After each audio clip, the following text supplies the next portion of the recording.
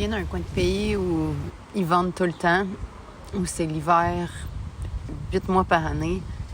Puis je pense que ça a influencé mon art. Tous ces paysages de gris, de blanc, de ciel infini. Puis c'est beau en été, mais l'hiver, il y a quelque chose. En fait, cette idée de vidéo-là, c'est un truc assez intime. C'est comme un journal visuel de ces moments-là qui m'ont marqué, ces lieux-là qui m'ont ancré les pieds pour me permettre de m'envoler plus haut. Puis c'est un peu une réflexion vers moi-même de me questionner, de réfléchir, de faire une rétrospective sur toutes ces petites choses-là qui font qui je suis puis ce qui m'inspire aujourd'hui, en fait. Dans ma vie, j'associe beaucoup les lieux et les gens, ces rencontres humaines-là, à des périodes où je me suis découvert, tu sais. Puis je pense que justement, ce lieu-là, côté Est, où j'ai travaillé, c'était un endroit qui a été vraiment symbolique de ce moment-là où je suis passée de la criminologue à l'artiste. OK, c'est parti. Bon, ben je suis avec Perle Morancy, du côté Est. Puis ça me tentait qu'on change ensemble parce que ben j'aime beaucoup Perle, j'aime beaucoup son entreprise puis sa relation à notre région, le bas du fleuve, le Kamouraska. OK, salut! Santé! Salut tout le monde, santé! On profite de la vie, on est chanceux, on vit au Québec, au Kamouraska, dans un espace extraordinaire. Il faut célébrer la vie. Ça commence demain. Ça commence demain. On ne sait pas comment ça va finir, mais c'est parti. Fait que, Perle, raconte-moi un peu comme ton histoire. Ben en fait, moi, je suis une petite fille du bas du fleuve comme toi. C'est ce qui nous unit. En fait, on est nos familles respectives. Là, on a la souche, c'est Saint-Pascal de Kamouraska. Ouais.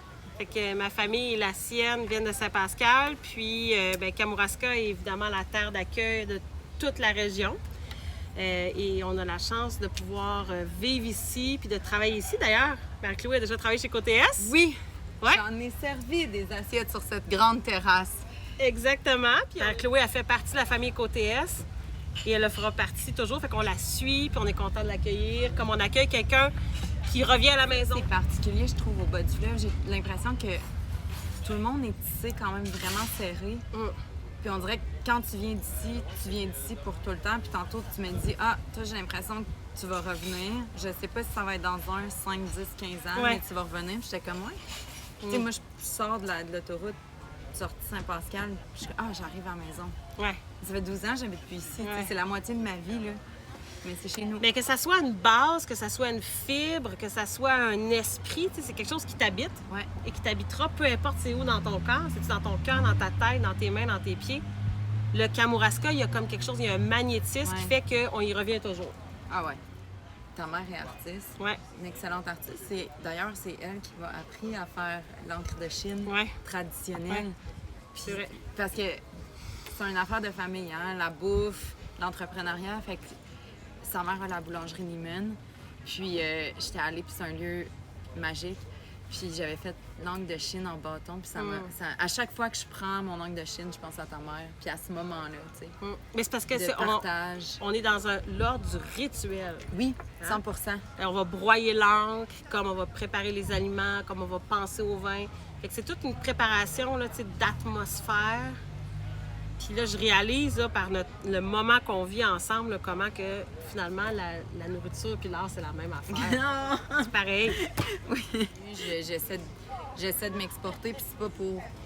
En fait, c'est l'opposé de renier mes racines, c'est de les exposer à plus grande échelle pour mieux revenir, dans le fond. C'est à peu près ça. Sam! Ah ouais, ça. Un autre entrepreneur de Kamouraska. C'est fait avoir! Sam! Bon. Les générations futures. Fait que là, ce que tu gises. Ben, je sais. Non, mais OK, on a un autre entrepreneur, puis aussi dans la bouffe, il y a une chocolaterie, puis maintenant aussi un lieu d'hébergement. Ouais. Puis c'est beau, t'es jeune, t'es ici, tu fais de quoi de cool? Le pont de la génération, comme tu as Le pont de la génération. Puis là, pour te contextualiser, parce que lui, il arrive vraiment en live, là, c'est la vraie vie. Il est en train de prendre une photo de nous. Je veux dire, comment ne pas aimer ça, là? Moi, je me tanne pas. Je suis revenue en 2016, puis je suis revenue pour un petit bout dans le bas du fleuve après avoir vécu à Montréal puis aux États pendant un bout. Puis j'étais tellement bien, puis en même temps, je trouvais ça quand même tough parce qu'il y a le bas du fleuve, le Kamouraska l'été, puis il y a l'hiver, puis c'est deux mondes puis qui se balancent puis qui sont vraiment beaux, mais c'est une réalité, là, l'hiver. C'est un lieu de contraste extrême. On est là, nous autres. Ouais. Vous êtes là? Ouais, vraiment. Fait qu'on se voit en janvier. Ouais. Je vais revenir en janvier. Merci. C'est vraiment peint d'un banc de neige. Non, mais Blanc sur blanc sur blanc. hey, je pense que c'est la première œuvre qui m'a tellement marquée. J'étais au Centre Pompidou à Paris, puis je faisais pas dehors pantoute, j'étais en criminologie, tu sais, pas rapport. Puis on va là, puis il y a une œuvre, tout est blanc, puis c'est marqué carré blanc sur fond blanc. Puis là, je pense que pendant 15 minutes, j'ai ri. Puis, je veux dire, l'œuvre a fait son effet, parce que ça fait 10 ans, puis j'en parle encore. Mais j'étais là, mais ça n'a pas de bon sens.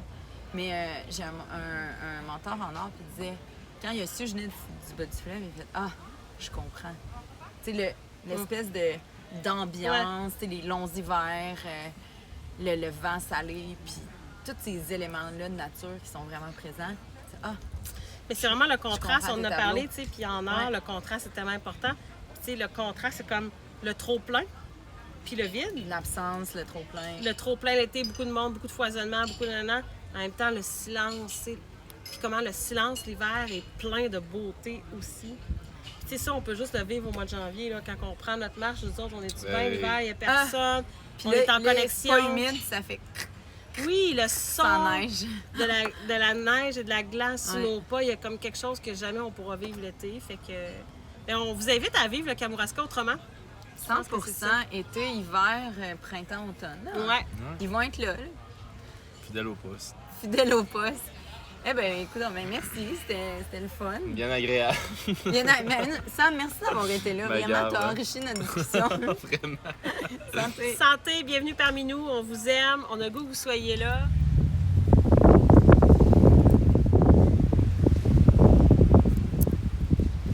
Il y a de quoi dans le vent salé puis l'odeur de la terre que je sais pas, c'est chez nous puis ça m'inspire puis je me tanne pas.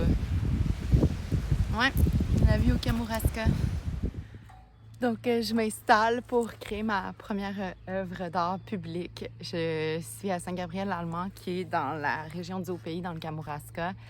C'est vraiment excitant parce que en venant du bas du fleuve, avant de déménager à New York, c'est comme un moment, je sais pas, il y a quelque chose de vraiment cool de laisser une trace un peu plus permanente. Les gens vont passer sur la route, vont pouvoir voir l'œuvre. C'est une œuvre en fait qui exprime l'hiver. C'est qu'au Kamouraska, c'est vraiment populaire l'été. C'est une région super touristique, mais l'hiver, on a comme moins l'habitude de venir ici. Puis je voulais montrer la beauté. Toutes les conifères dans la neige, c'est quelque chose que je trouve magnifique. La création continue, ça va super bien, je suis vraiment contente. Il fait soleil, j'ai genre le fleuve en face, la forêt. Puis je suis super contente parce que genre les gens passent en auto et sont comme « Hey, c'est beau! » Puis c'est pour ça que je fais ça dans le fond, tu sais, je veux juste donner des émotions.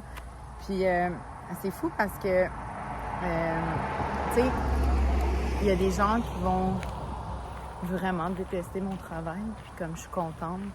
Puis quand j'ai compris que d'être artiste, c'est de donner des émotions à travers l'art, puis tu sais, une émotion, ça peut être positif ou négatif, ça m'a comme vraiment fait du bien parce que là, je comprenais que, dans le fond, ma job est faite. Une fois que moi, j'ai fait l'œuvre, qu'elle plaise ou qu'elle plaise pas, elle vient chercher les gens, tu sais. Puis j'étais comme, ah, c'est quand même nice, tu sais, c'est quand même beau ça. Fait que j'espère quand même que ça va plaire aux gens parce que je la fais pour les gens du coin. Puis pour mettre de l'art en public ou comme forcer les gens à regarder des œuvres. Puis ça, je trouve ça cool aussi parce que c'est pas le même public, tu sais, que dans les galeries d'art. C'est vraiment pour tout le monde, puis c'est ça l'art, c'est pour tout le monde, tu sais, fait que ça devrait pas être comme enfermé, puis selon des standards, puis des fois je rush un peu avec ça, l'idée de ce que devrait être l'art, où elle devrait être présentée et tout ça, puis tu sais, moi je fais de l'art parce que j'aime ça. Et mon père, il disait, Il faut faire de l'art pour en cueillir le plus beau fruit, celui qui est le plaisir de créer. Puis j'étais comme, oh, c'est tellement beau, puis c'est tellement ça, tu sais. C'est juste faire du bien à soi-même puis aux gens qui le regardent.